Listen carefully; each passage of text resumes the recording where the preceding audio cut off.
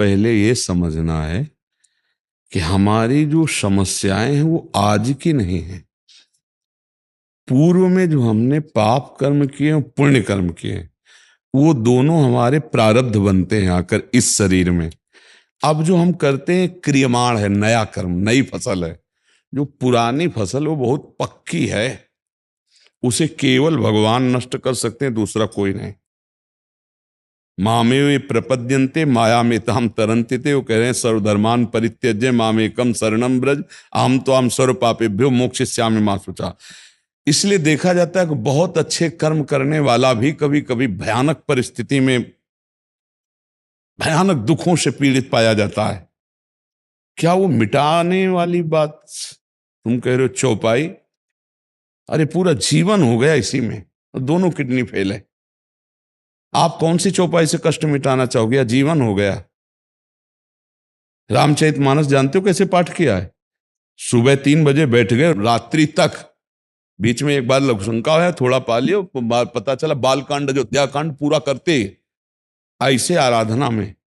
तब भगवत प्राप्ति का मार्ग पुष्ट किया है, कर्मों को नष्ट करने के लिए नहीं सोचा है।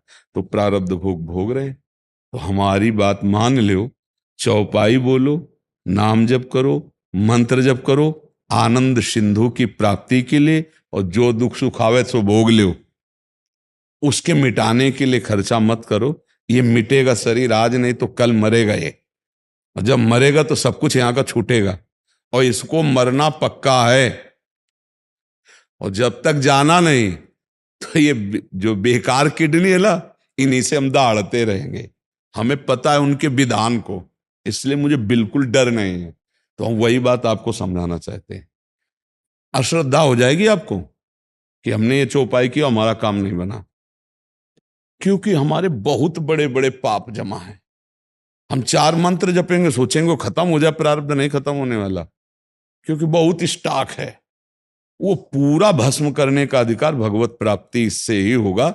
जब भगवान हमारे सामने होंगे तो हमारे सारे कर्म संस्कार भस्म होंगे। तो हमको भगवान के दर्शन की बात सोचनी, भगवत प्राप्ति की बात सोचनी, कर्म मिटाने की नहीं। नहीं तो हमारा ये जीवन व्यर्थ चला जाएगा, हम कर्म भी नहीं मिटा पाएंगे।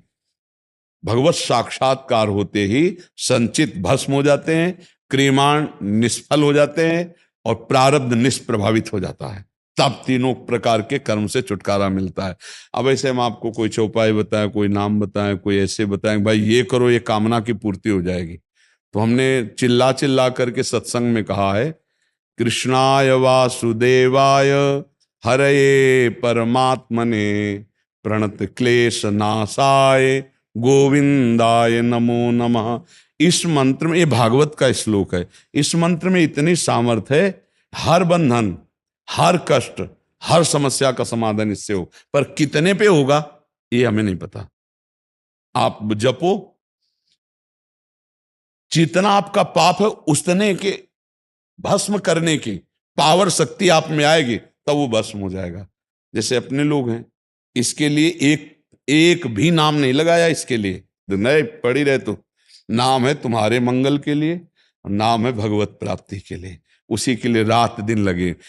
नाम जप करो, राधा राधा राधा, जो दुख सुख आवे उसको सह लो, मेरी बात मान लो, तो निकल जाओगे इस माया से।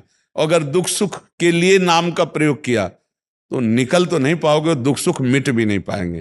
थोड़ा सोचो, जब भगवान इस मृत्यु लोक में अवतार लेते हैं, तो जो भगवान के माई बाप बने वो कितने तपस्वी होंगे, लेकिन हाथों में हथकड़ी और पैरों में बेड़ी और राक्षसी स्वभाव वाले कंस के पहरेदारों के बीच में उनको रखा जा रहा था, जेल में। और अवतार कौन ले रहे? जगत पावन करने वाले भगवान। सोचो जरा, वो डर करके भगवान को गोकुल में छोड़ते हैं, प्राण प्यारे पुत्र का त्याग तत्काल। अब जरा विचार करो, और उनको कितना सताया जाता है। उनके 6-7 पुत्र तो मार डाले कंस ने, क्या क्या कष्ट दिए। अब आप विचार करो, जहां भगवान अवतार ले रहे हैं वहां ये समस्या है, वो हम अपनी समस्याओं को मिटा देंगे। भगवान अवतार ले रहे हैं, सुबह राज तिलक होने वाला है, 14 वर्ष का वनवास होता है, वियोग में दशरथ जी प्राण त्याग देते हैं। माता वैधव्य को प्राप्त हो जाती, विधवा पूरी अयोध्या उजड़ जाती है। क्या है? भगवान 14 वर्ष नंगे पैर वनवास। क्या है ये? दिखाया कि संघर्ष में जीवन तुम्हें जीना ही पड़ेगा। तो ये नाम जप करो भगवत प्राप्ति के लिए, दुख सुख को सह जाओ, छाती मजबूत रखो, रौंद के फेंक दो, आगे निकलो दुखों से।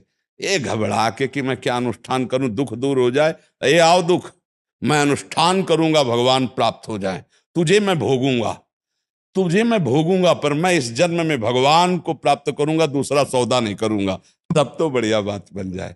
ये सब नाटकबाजी में कुछ नहीं रखा भैया। अगर कोई कष्ट मिटा पाता, विचार करना, तो इन महापुरुषों से बढ़ के कोई भजनानंदी क्या जो भगवान के अम्मा बप्पा बने। हम तुमको खुली बातें बता रहे, इनसे बढ़ के कोई भजनानंदी महात्मा होगा जिनके भजन के प्रभाव से अखिल कोटि ब्रह्मांडों का पिता बालक बनने आया है। वहां भी समस्या ही समस्या रही नहीं रहे। तो हम समस्याओं को हटाने की कोशिश नहीं, समस्याओं से जूझने की कोशिश करें और भजन करके भगवान को प्राप्त करें। मुझे तो यही समझ में आया है। देखो, ऐसा देखा गया है कि आपका कैंसर हमने ले लिया, आप कैंसर रोग रहित हुए, लेकिन मेरे कैंसर हो गए, फिर उसे मुझे भोगना, ये तो हमने देखा है, इसमें हमें कोई संशय नहीं। बड़े महापुरुषों ने ऐसा किया, दूसरे का रोग ले लिया, उसको स्वस्थ कर। तो इसलिए हम सबसे प्रार्थना करते हैं, इस चक्कर में मत फंसो कि हमको कोई जादू मिल जाए, कोई मंत्र मिल जाए, कोई अनुष्ठान मिल जाए, मैं दुखों से मुक्त हो जाऊं। हम ये बात कह रहे हैं कि जिन्होंने इतना भजन किया कि भगवान जो जगत का बाप है उसको बेटा बना लिया, उनको भी संघर्ष में जीवन व्यतीत करना पड़ा। आप देखो ना, चरित्र पढ़ के देखो, चाहे आप जो अवतार लीला देखो, हम आपको उसी में बता दें। तो आप भी भगवान के अंश हैं, आप आए हो इस जगत में, तो दोनों पार्ट आपको भोगने पड़ेंगे, दुख के भी सुख के भी। सुख में फूलो नहीं और दुख में भूलो नहीं, तो निकल जाओगे और भगवान को प्राप्त कर लो। ये सही मार्ग हम आपको बता रहे हैं। और आपको फुसलाना हो तो आपको बताएं ये करो ये करो वो करो, कुछ नहीं होने वाला, कुछ नहीं होने वाला। अगर सबको ये पता होता दुख मिटाने की बात, तो कभी दुखी नहीं होता। ध्यान रखना, आप विचार करके देखो ना। जैसे बोले इतना करो तो हो जाए, तो उसे कहो तुम देखो अपने हाथ की रेखा, कि फुटपाथ में बैठे 10-20 के लिए तुम दुकान लगाए हो, तो अपनी हाथ की रेखा देख के करोड़पति क्यों नहीं बन जाते? हम नाटकबाजी का विरोध करते हैं।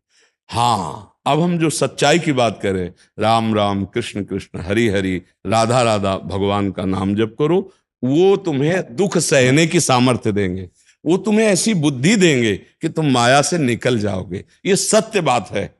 भगवान ही समस्त दुखों को मिटाने की सामर्थ्य रखते हैं। जैसे ऐसी हालत में भी हमारी दिनचर्या चल रही है, ऐसी हालत में भी हम आपके सामने प्रवचन कर रहे हैं, आपसे बात कर रहे हैं, ये मेरे भगवान की कृपा है। ये मेरा कर्म है और ये मेरे भगवान की कृपा। दोनों चीजें देखो, ये भगवान की कृपा।